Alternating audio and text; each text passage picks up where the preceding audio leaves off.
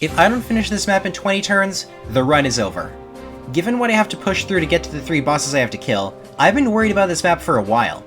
In fact, besides Chapter 10, this is the story chapter that most worries me on any given run, considering how few runs made it here to begin with.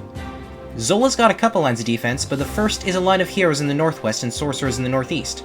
The heroes were a bit annoying in my first attempt, while the sorcerers were never a challenge, you'll see why.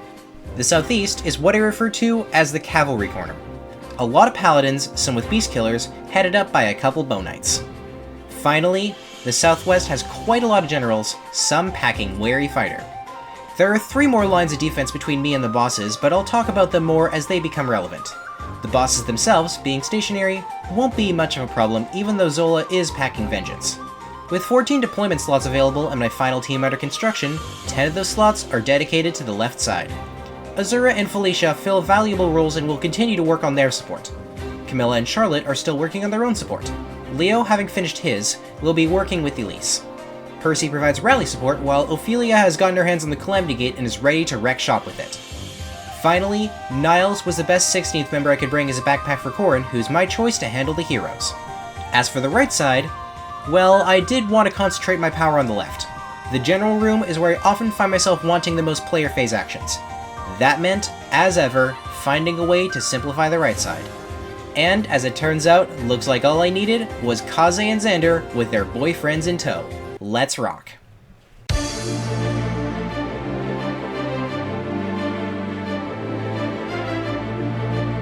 Kaze starts the party by waiting just outside of enfeeble range. The status saves on this map are the true threats, and I'll be playing around them when possible. Xander does the same with the free strategists in that corner, and while he's there, he takes the time to use his speed wing. He's exactly 1 speed short of doubling the paladins with a mercenary backpack and a speed tonic. A bit frustrating, but there aren't many units who immediately wanted that speed wing, and there's more anyway.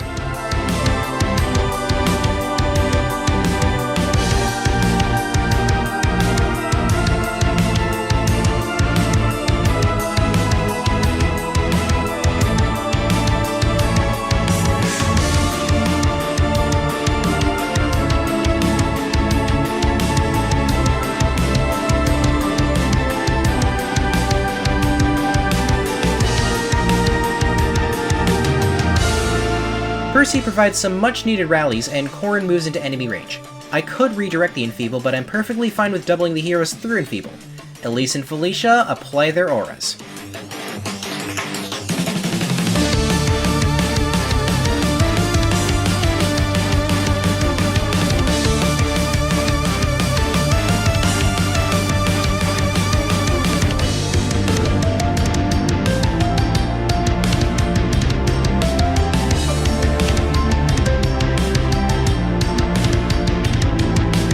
And finally, Ophelia and Camilla move into position. It's time for some fireworks.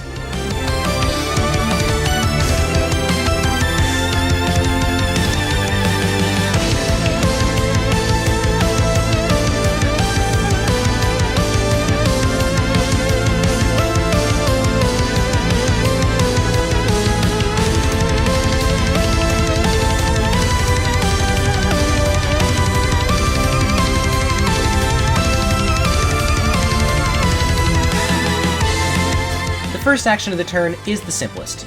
Xander moves into position and deletes the strategist.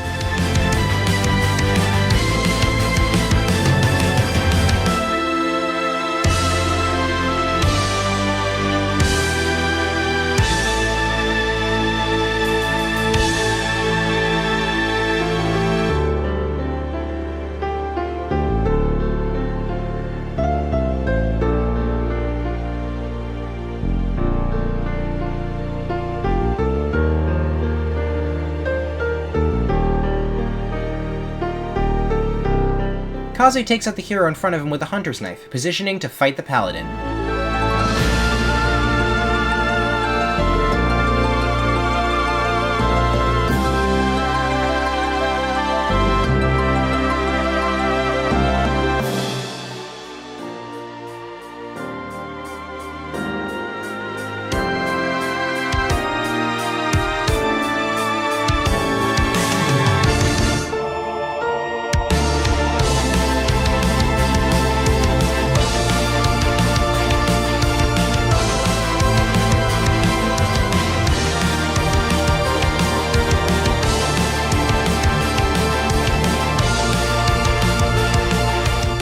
Ophelia, Felicia, and Elise break the generals that approached Camilla.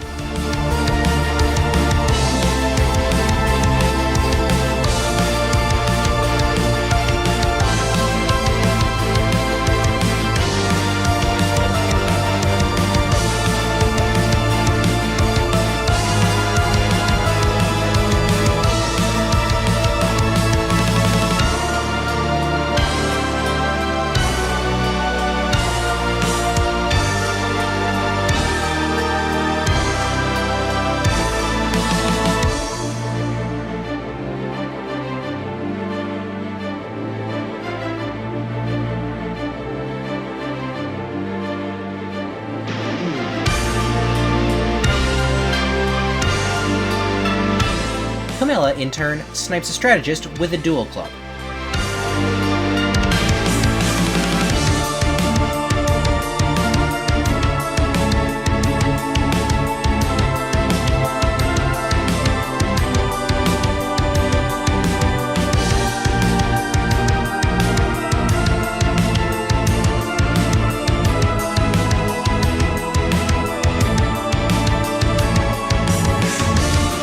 Finally, after refreshing Ophelia, I contemplate whether I should leave her in enfeeble range to kill both generals, but decide I don't actually need to do that, and that leaving her outside of the maid's range won't slow me down.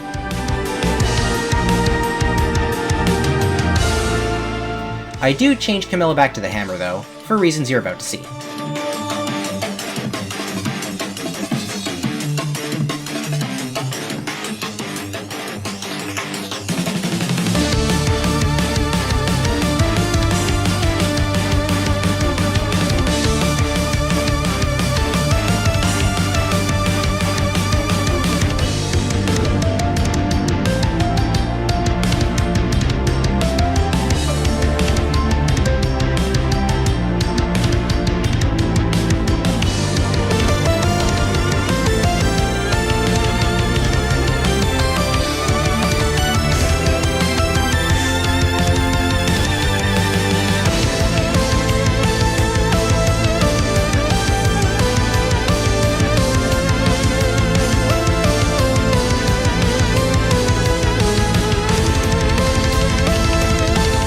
To start turn 3 off, Xander and Kaze move to predetermined spaces, looking to bait in the rest of the enemies in their corners.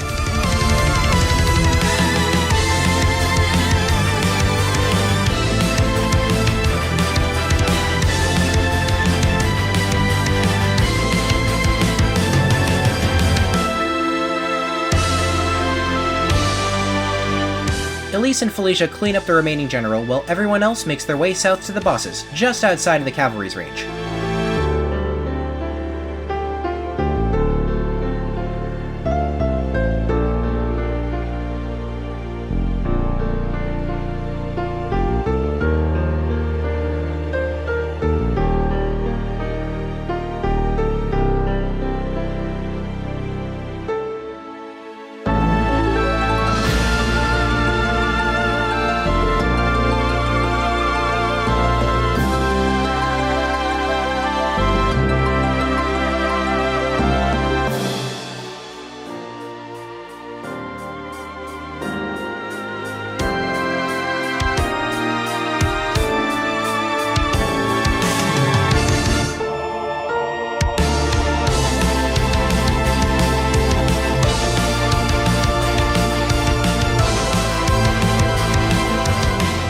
Well, that was unexpected. I think the paladins might have seen 0 expected damage on Xander since he's standing on the stairs, but honestly, I'm not too scared. I can take these 4 down no problem. Let's see how I do it.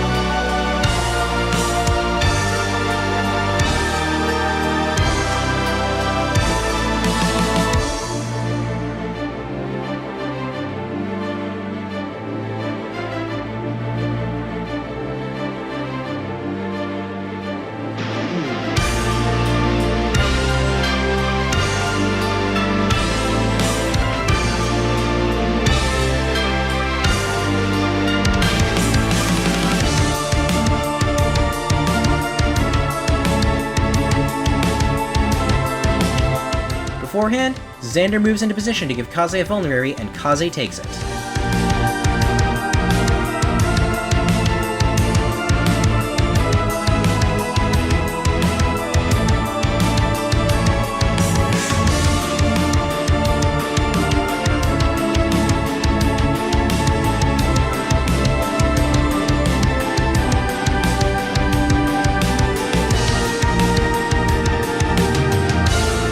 After checking enemy ranges, I realize Corrin can safely take a swing at one of the mates, and she doesn't disappoint.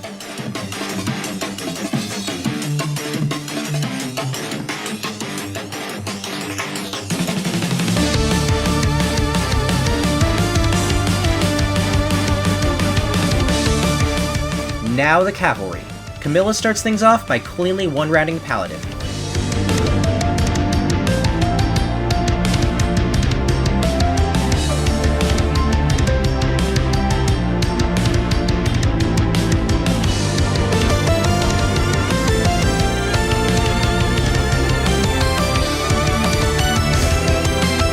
After some decision paralysis, Leo finishes off the Bow Knight.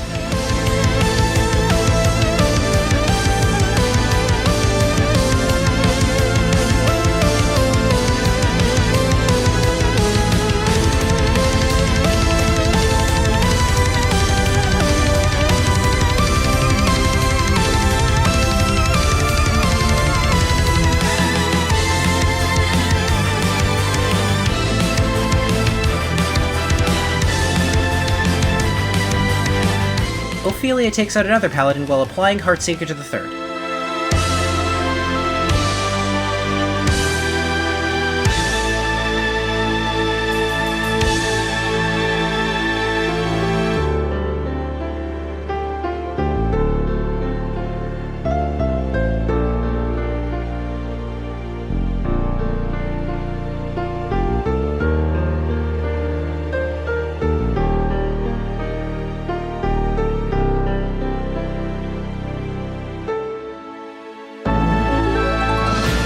Finally, after a refresh, Elise finishes off the formation.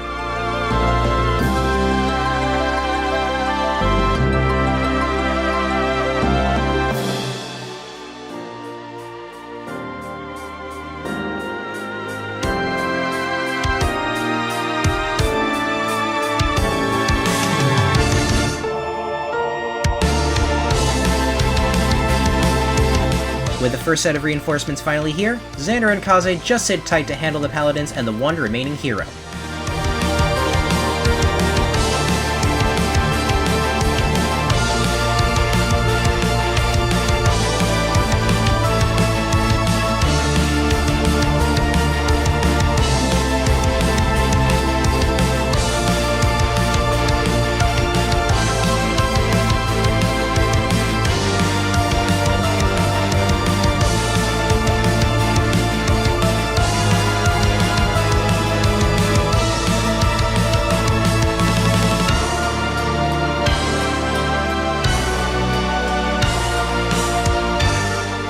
As for the generals, Ophelia and Camilla set up to handle them same as before.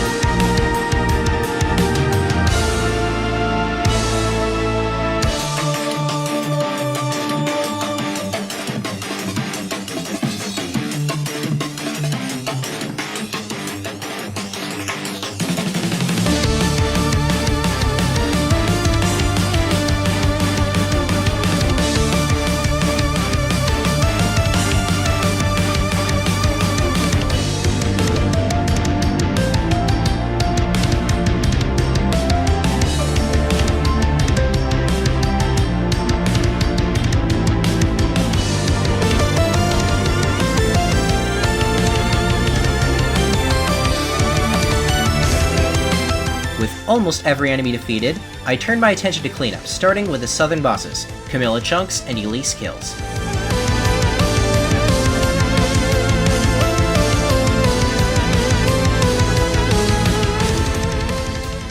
She's just a girl and she's on fire.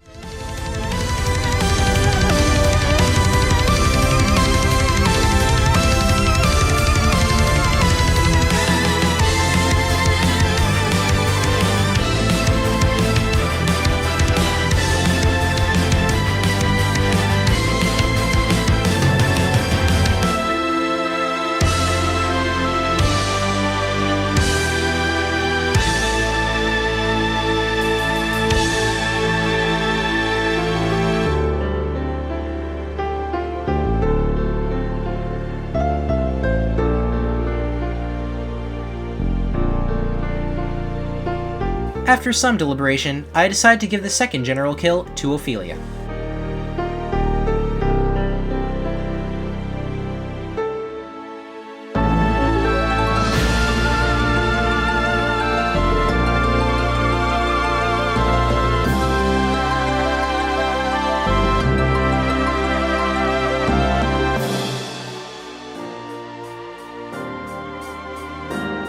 With the Enfeeble staff finally stalled out, Kaze approaches the remaining sorcerers, and so does everyone else.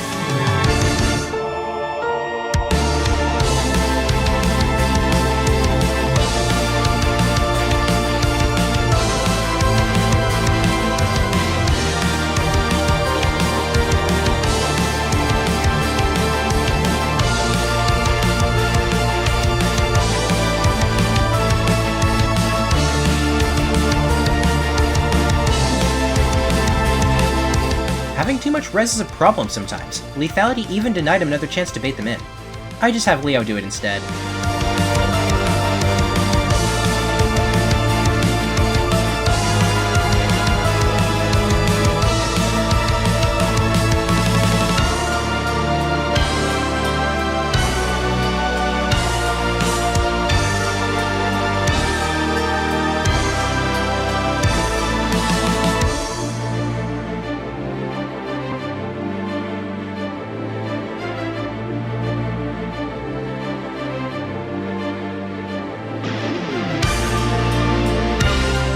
With Azura in position, I have Kaze kill the final sorcerer, then duck back out of the reinforcement trigger zone.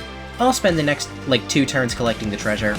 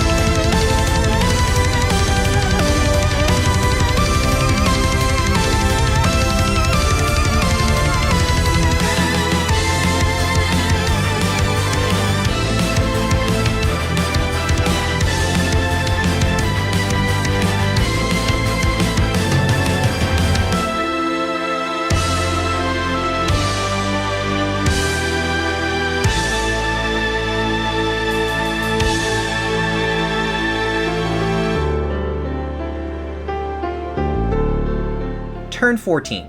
It's time to trigger Zola's last line of defense, the Sorcerer and Hero reinforcements, tied to these paired up enemies being aggroed.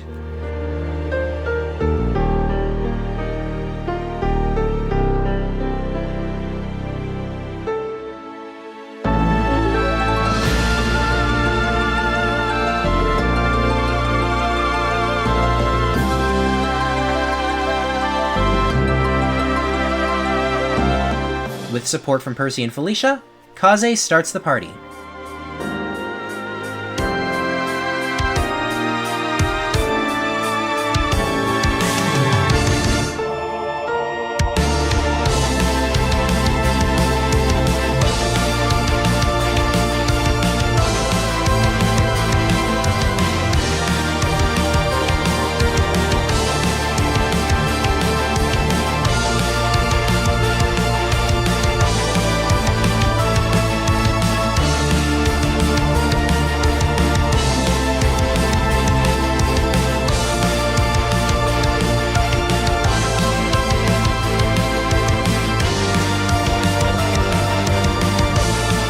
I didn't actually want to block the heroes, as I could have handled all 4. Regardless, it's time to stop holding back. 3 sorcerers left. Go.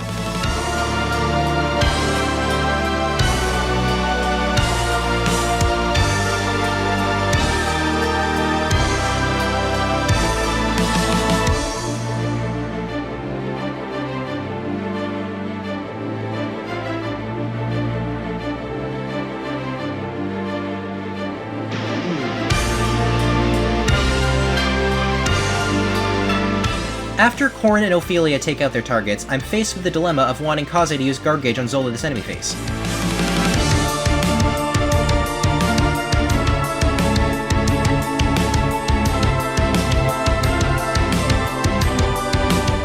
The solution? Lunging the remaining sorcerer over the wall with Camilla.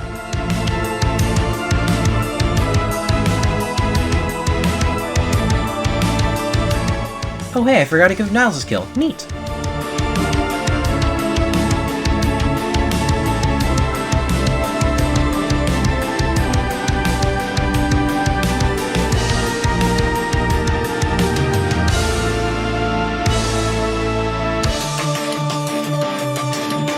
And that's Chapter 18. The team is seriously coming together now. I can't wait to see what it looks like at its peak. Anyway, here's the entirety of my footage of Chapter 19 sped up 10 times. And yes, not only has Corrin taken flight with a partner seal, but I gave my final mid-game heart seal to Xander. I mainly use this map to grind weapon ranks.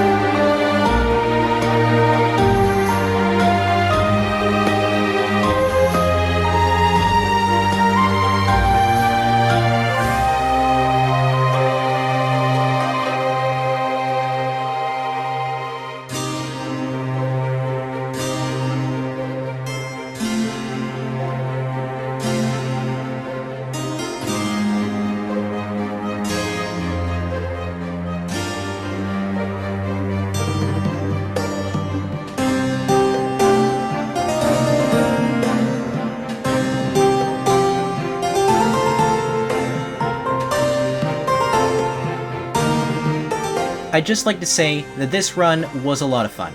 I was not expecting to enjoy a game with worse writing than Sword Art Online's Alfheimar quite as much as I did, but I'm here to play a strategy game, and that's what I got in spades. I feel confident that, for the most part, I made the right strategic decisions with my team. My failure was mainly on the tactical level, as you're about to see, since we've arrived at Fuga's Wild Ride, my personal best. I won't go over my deployments. Let's just get this over with. Percy rallies.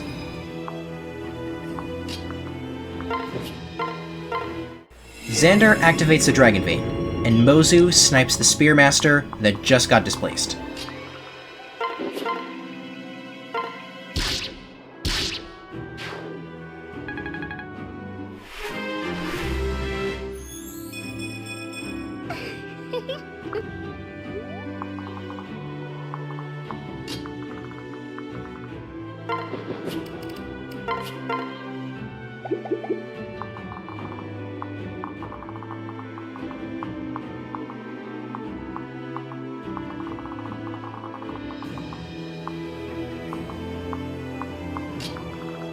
Camilla sets up to enemy phase the group of Spearmasters to the east.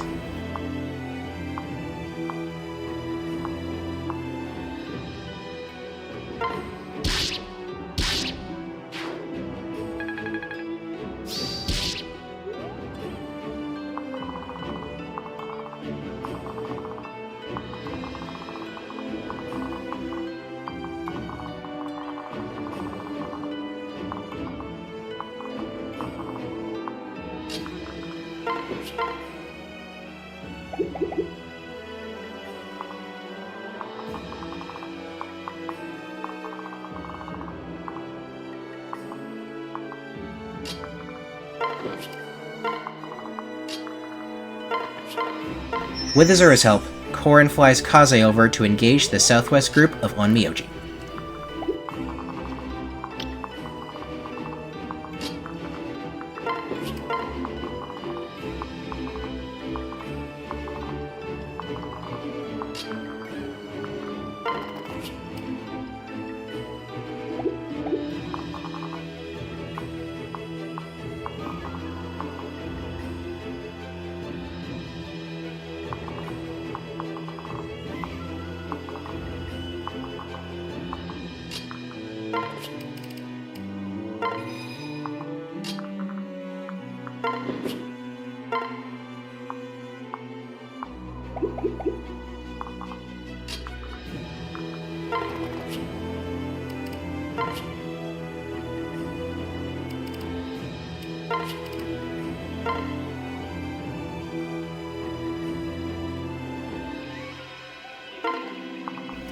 Now, can you spot my mistake?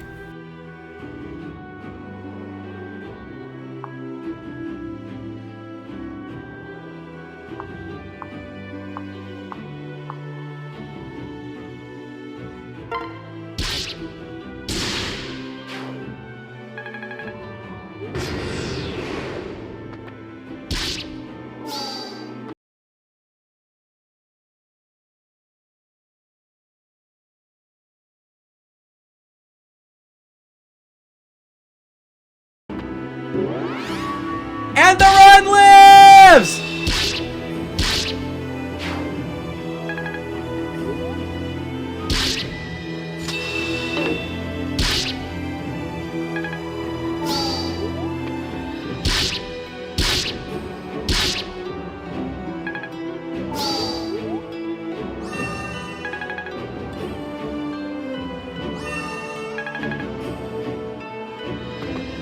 See you next time.